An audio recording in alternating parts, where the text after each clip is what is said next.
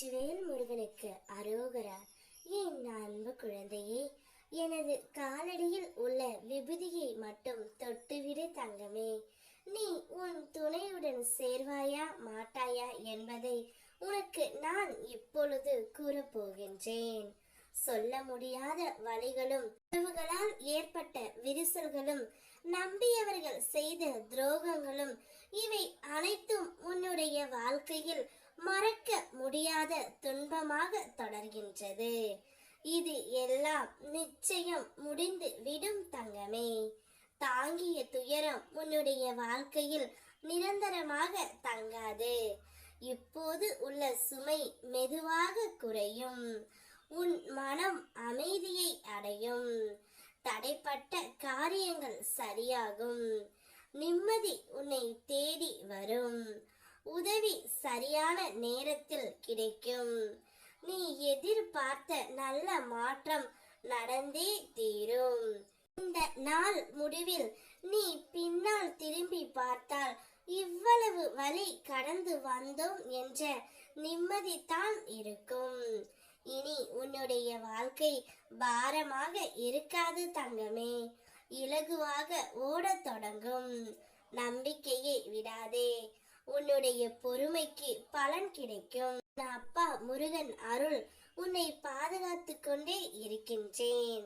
நிச்சயம் எல்லாம் நன்மையாய் முடிய போகின்றது. நீ உன் துணையுடன் சேர்ந்து விடுவாய் தங்கமே. உன் அப்பன் முருகன் நான் ஆணைத்தரமாக சொல்கின்றேன்.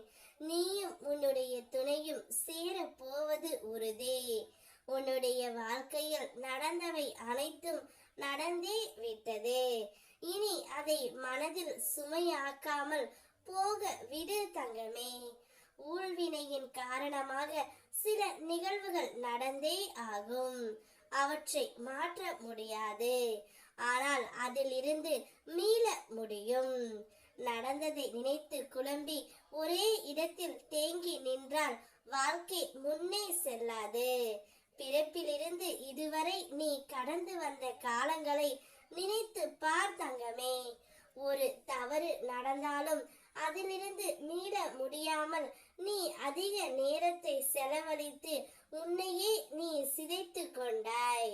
புலம்பி தவித்தாலும் யாராலும் உன் மனதை மாற்ற முடியாத நிலையிலும் உன் பூர்வ ஜென்ம புண்ணியம் உன்னை இந்த பிரபஞ்சம் வழியாக வழிநடத்தி கொண்டே இருக்கின்றது.